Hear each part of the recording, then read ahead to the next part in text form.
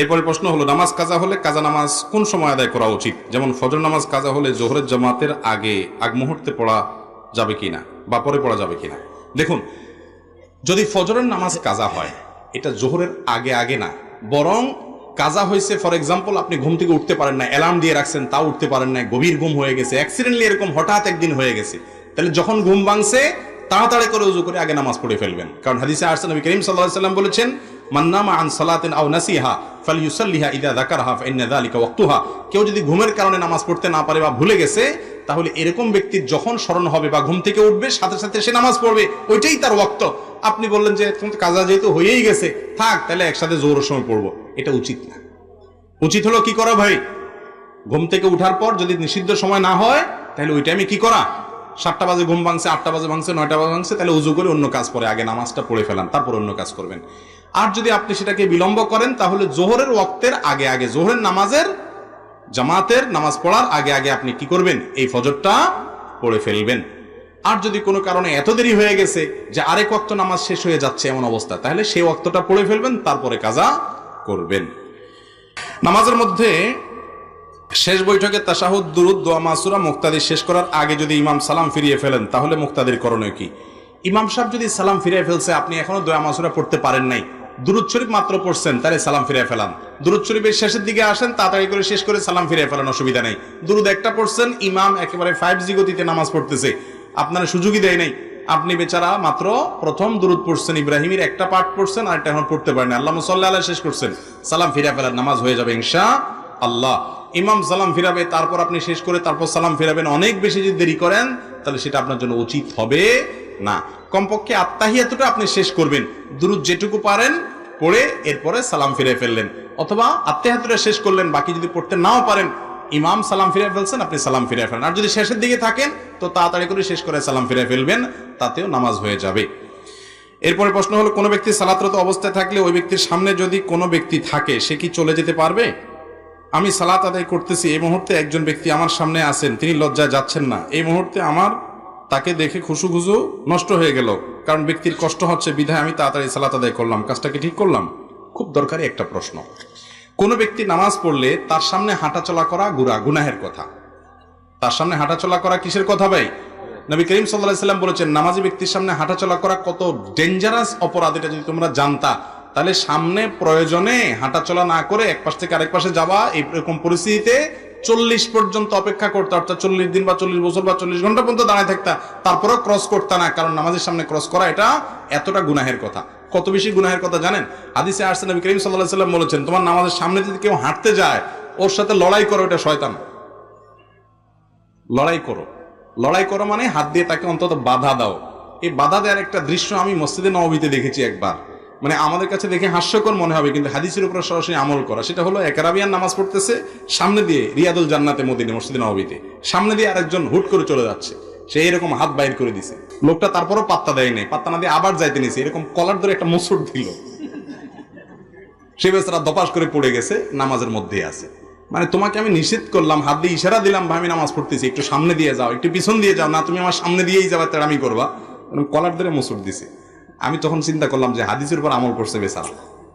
তো আমাদের দেশে এরকম যদি করে, বলবে কি নামাজ পড়তেছে না মারামারি করতেছে। যাই হোক, হাদিসে আমাদেরকে মারামারি করতে বলা হয়নি, উদ্দেশ্য হলো ইশারা ইঙ্গিতে যেভাবে হোক আমরা যেন বাধা দেই, কেউ যেন নামাজের সামনে না যায়, এত বড় বিষয়। কিন্তু এখানে তিনটা সিস্টেম আছে, একটা না জায়েজ, বাকি দুইটা জায়েজ। আমরা না বুঝার কারণে অনেক সমস্যা তৈরি হয়। একটা হলো মুরুর, এটা না জায়েজ, আরেকটা হলো সুউদ, এটা জায়েজ, আর একটা হলো নুজুল, এটাও জায়েজ।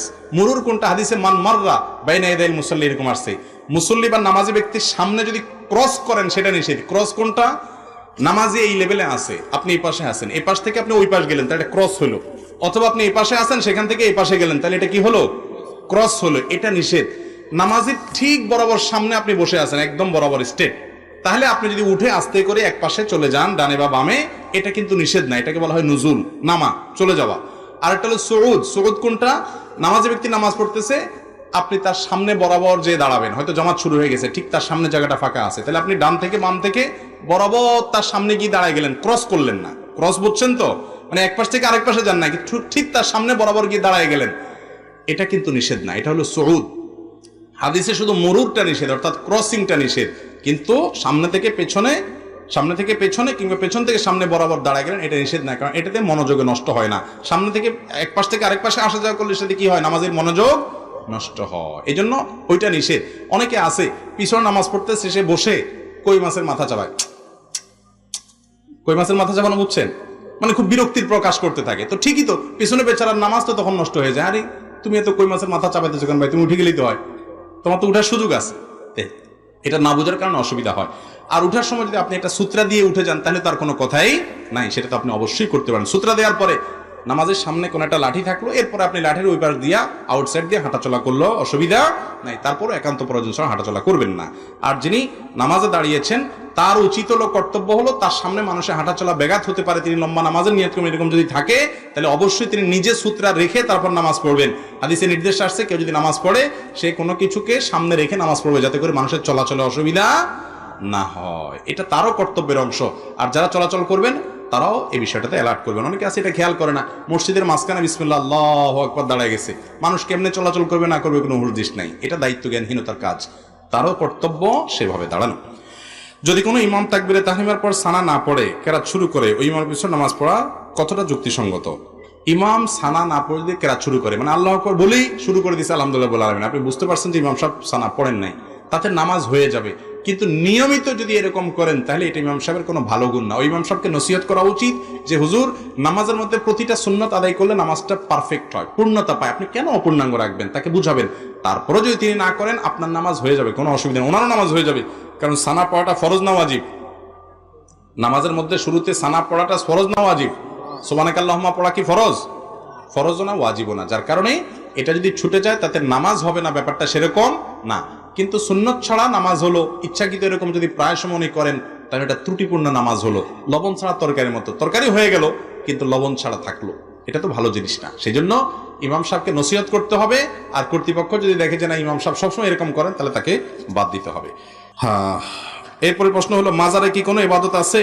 ভাই মাজারে কোনো ইবাদত আছে? মাজারে ইবাদত আছে, একটা আমল আছে, সেটা কি?